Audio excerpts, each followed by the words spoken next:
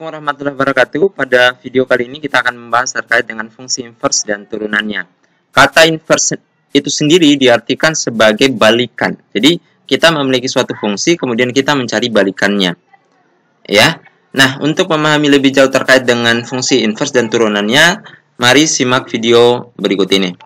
Fungsi inverse. Dalam hal tertentu, misalkan kita mempunyai suatu fungsi y sama dengan fx, kita rubah menjadi x sama dengan gy, fungsi gy itulah yang disebut sebagai inverse dari fx. Atau gy itu kita bisa tuliskan sebagai f inverse, ya. Jadi atau f pangkat minus 1 dari x. Jadi y itu sama dengan fx jika dan hanya jika x-nya sama dengan f pangkat minus 1 y atau inverse y. Sebagai contoh misalkan y, ya, sama dengan 3x tambah 2. Jika dan hanya jika x-nya itu sama dengan 1/3y kurang 2. Nanti kalau kita mencari inverse fx itu sendiri adalah, maka kita harus mengganti, ya, kita harus mengganti y, ya. Jadi kita harus mengganti y sama dengan x, ya. Ini step terakhirnya. Nanti kita akan bahas bagaimana sih proses penyelesaiannya. Nah, sebagai catatan perlu saya sampaikan bahwa grafik y sama dengan inverse dari fx merupakan cerminan dari grafik y sama dengan fx itu sendiri terhadap garis y sama dengan x. Nah, sebagai contoh misalkan kita punya fungsi ini.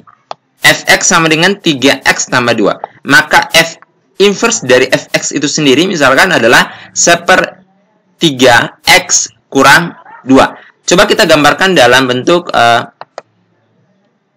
grafik fungsi di dalam sistem koordinat kartesius. Kita menggunakan bantuan GeoGebra. Jadi coba saya buka GeoGebra dulu.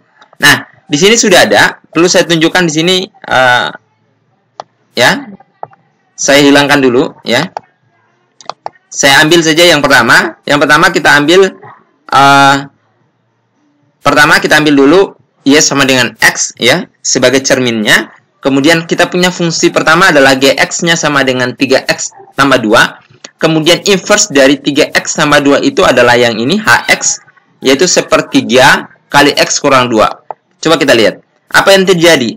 Dari kedua garis ini, maka jelas bahwa yang garis pertama ini ketika dicerminkan terhadap x sama dengan y, maka hasilnya adalah ini. Jadi, memang benar bahwa inverse dari fx itu adalah cerminan dari fx itu sendiri yang dicerminkan terhadap garis y sama dengan x. Nah, selanjutnya kita masuk pada contoh soal bagaimana sih kita akan mencari inverse dari suatu fungsi. Jadi, untuk mencari inverse dari suatu fungsi itu ada 3 step, ya. Yang pertama adalah kita harus mengubah x yang ini, ya. Kita harus mengubah x yang ini. Saya pakai poin. Ya. Kita harus merubah x yang ini menjadi y.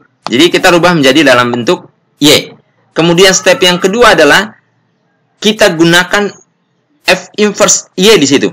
Kemudian kita mengganti y menjadi x. Jadi 3 tahapan ini yang harus kita lakukan ketika kita mencari inverse dari suatu fungsi fx. Sebagai contoh misalkan yang ini, ya. Y-nya sama dengan x per 1 kurang x. Jadi kita punya y sama dengan x, ya, 1 kurang x.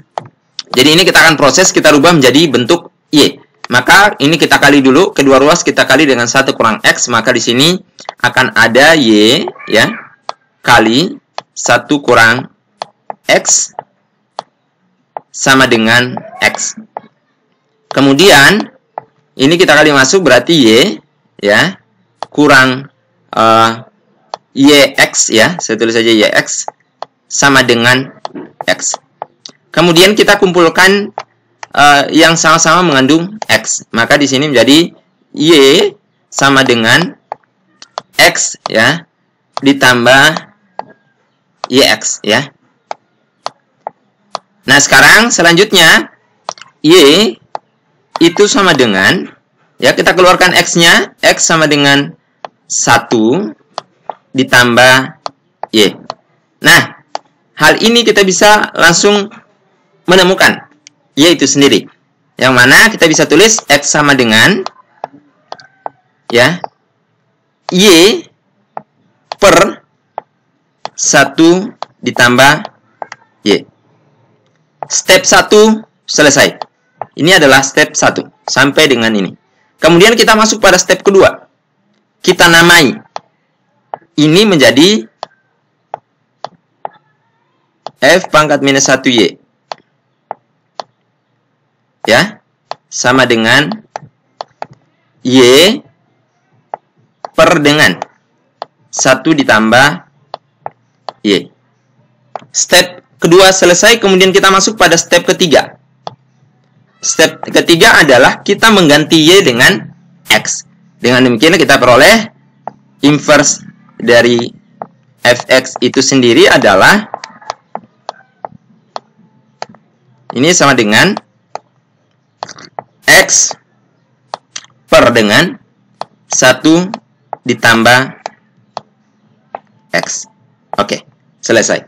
Jadi 3 step ini yang harus kita lalui sehingga kita bisa memperoleh inverse dari Fx itu sendiri. Sebagai bukti bahwa inverse dari Fx itu merupakan pencerminan dari Fx terhadap garis Y sama dengan X, maka saya akan tunjukkan lagi dalam bentuk grafik ya. Kita akan lihat pada GeoGebra kembali ya. Coba kita masuk kembali ke GeoGebra. Oke, ini saya buka jendela baru untuk GeoGebra-nya. Oke. Kemudian kita input yang pertama tadi adalah X per 1 kurang X. Kemudian yang kedua yang inverse-nya adalah X per dengan 1 tambah X. Kita lihat. Berarti yang pertama adalah X per 1 kurang X ya. Sudah ada. Kemudian yang kedua adalah sorry, mana tadi? Nih, X per dengan 1 ditambah X. Ya.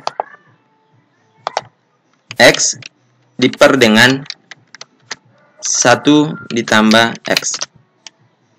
Nah, ketika kita cerminkan terhadap X sama dengan Y, X sama dengan Y, ya, seperti ini, maka sudah jelas bahwa ini adalah pencerminan, ya. Sudah jelas bahwa ini adalah pencerminan antara Fx dan inverse dari Fx terhadap garis Y sama dengan X, ya. Saya kira jelas. Kita masuk pada kasus berikutnya berkaitan dengan turunan fungsi inverse, ya. Nah, sebelum kita membahas itu, kita bahas dulu tentang teorema eksistensi inverse.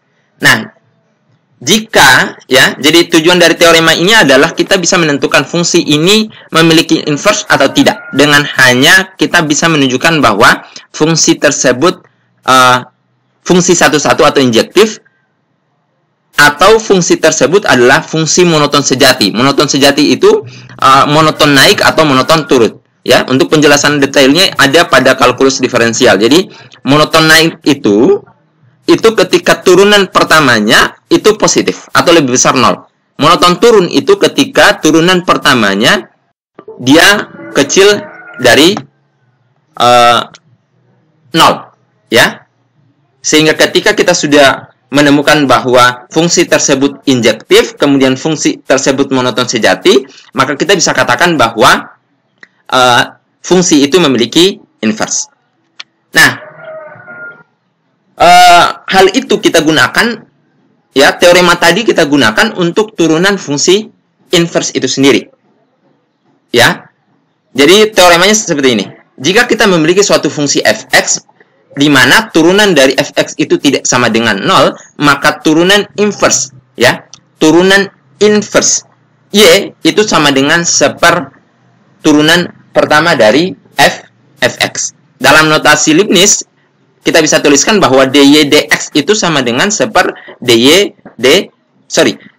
dy itu sama dengan seper dy dx, ya. Kita masuk pada contoh soal. Misalkan kita punya fungsi Y sama dengan X pangkat 5 ditambah X tambah 1. Maka kita akan mencari F inverse Y-nya, ya, atau turunan pertama dari F inverse Y. Nah, dari soal tersebut kita bisa melihat bahwa Y-nya sama dengan 3, itu berkorespondensi dengan X sama dengan 1. Korespondensi ini diperoleh dari mana? Ketika Y-nya sama dengan 3, maka tentu X yang memenuhi hanya ada 1, ya. Yang mana 1 pangkat 5 itu adalah 1, X itu sama dengan 1, kemudian di sini lagi ditambah 1. Maka hasilnya 3. Sehingga Y itu berkorespondensi dengan X sama dengan 1. Kemudian, sebelum kita masuk pada teorema itu, kita harus bisa pastikan bahwa fungsi ini memiliki inverse. Salah satu caranya adalah dengan cara menentukan dia monoton sejati, naik atau turun. Nah, ketika kita cari turunannya, maka turunan dari fungsi ini adalah 5x pangkat 4 tambah 1. Maka ini kita sudah bisa pastikan bahwa nilainya adalah positif. Karena x-nya adalah pangkat genap. Artinya apapun x-nya mau positif maupun negatif, maka tetap hasilnya adalah positif. Dengan demikian kita bisa langsung menggunakan formula tadi bahwa tentukan bahwa fungsi itu monoton naik atau monoton turun. Yang mana tadi saya sudah sampaikan bahwa monoton naik dan turun itu kita bisa tentukan melalui turunan pertamanya, ya. Ketika turunan pertamanya positif, maka itu monoton naik. Ketika turunan pertama negatif, maka dia monoton turun. Artinya ketika monoton turun dan atau monoton naik, maka itu bisa dipastikan bahwa memiliki inverse. Artinya tidak ada titik balik di sana. Tidak monoton turun dan monoton naik. Kalau itu berarti tidak memiliki inverse nanti, ya. Nah, ketika kita sudah bisa pastikan bahwa dia memiliki inverse, maka kita langsung bisa menggunakan teorema tadi bahwa turunan. Jadi ini turunan pertama dari, ya, inverse Y tadi itu sama dengan turunan pertama dari X. Nah, turunan pertama dari X itu adalah 5x pangkat 4 tambah 1. Yang dimana X-nya sama dengan 1. Kita substitusi ke sini, hasilnya adalah 5 ditambah 1 sama dengan 1/6. Ya. Oke, jadi untuk penjelasan terkait dengan fungsi inverse dan turunannya, sampai di sini. Kenapa kita terlebih dahulu membahas tentang fungsi inverse dan turunannya? Karena ke depan kita akan membahas tentang eksponensial natural. Eksponensial natural ini merupakan balikan inverse dari logaritma natural, ya. Jadi kita akan memperoleh, apa sih inverse dari logaritma natural itu sendiri? Yang mana tidak lain tidak bukan adalah eksponensial natural. Nanti kita akan bahas pada pertemuan atau video-video berikutnya. Sebagai latihan, silakan Anda mengerjakan 2 kasus di sini, yang mana yang pertama adalah Anda diminta untuk mencari inverse dari fungsi tersebut. Kemudian yang kedua adalah Anda disuruh mencari turunan dari